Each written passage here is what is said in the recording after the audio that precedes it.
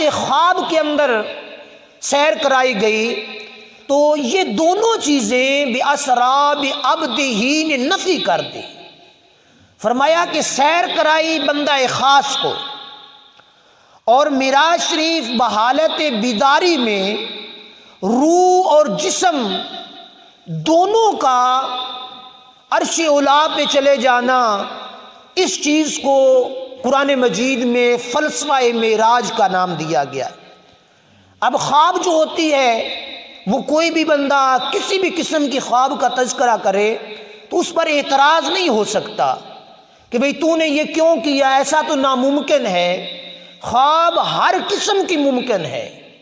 کوئی بندہ بعض اوقات یہ ہوتا ہے کہ ہم رات کو سوتے ہیں اور حالت نیند میں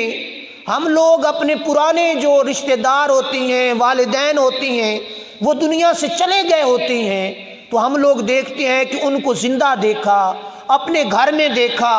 اپنے ساتھ گفتگو کرتے ہوئے دیکھا، سلام دعا کرتے ہوئے دیکھا۔ تو کوئی بھی بندہ یہ بیان کرے تو اس کو رد نہیں کیا جا سکتا، حالانکہ وہ تو اس دنیا سے چلے گئے، تو نے ان کو زندہ کیسے دیکھ لیا؟ چونکہ خواب ہے، خواب کے اندر یہ ممکن ہے۔ تو حضور علیہ الصلوۃ والسلام کا واقعہ معراج خواب نہ تھا بلکہ حقیقت تھی،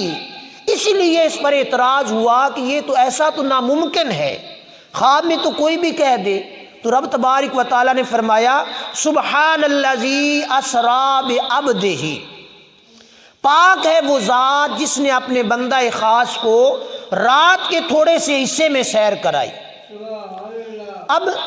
اس کو اللہ پاک نے اپنے ذمے لیا، فرمایا کہ میں سیر کرانے والا ہوں، میں حضور کو عرش پہ بلانے والا ہوں، عرش کی بلندیوں تک لے جانے والا ہوں۔ تو لوگوں تم اعتراض کیوں کرتے ہو جب میں رب سبحان سے اس بات کا آغاز بھی کر رہا ہوں، اور ہر طاقت اور ہر رفت اور ہر بلندی کا مالک بھی میں اللہ ہوں، تو پھر تم کیوں اعتراض کرتے ہو؟ محبوب کو لے جانا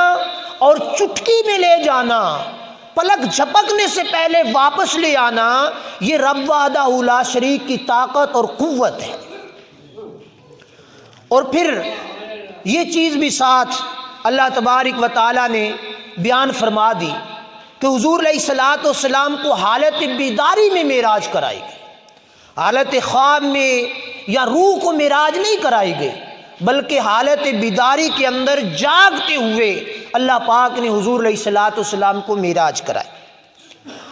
اب معراج شریف خلاصتاً اس کی بات عرض کروں، جب کثرت کے ساتھ اس کا ذکر کریں تو ہزاروں حدیث مبارکہ ہیں، اور قرآن مجید کی یہ آیت مقدسہ تشریح کی طالب ہے کہ جتنی اس کی تشریح کرتے چلے جائیں اس کے اندر وہ ساری چیزیں سما جائیں گی۔ تو خلاصتاً یہ بات ہے کہ حضور علیہ الصلوۃ والسلام کو اللہ تبارک و تعالیٰ نے اپنے معجزات دکھانے تھے، اپنی تجلیات کا مشاہدہ کرانا تھا، اور حضور علیہ الصلوۃ والسلام کو اپنا قرب عطا فرمانا تھا۔ اور اس قرب عطا فرمانے کی سب سے بڑی وجہ یہ تھی کہ کفار نے، مشرکین نے حضور علیہ الصلوۃ والسلام کو بڑا ستایا، اور حضور علیہ الصلوۃ والسلام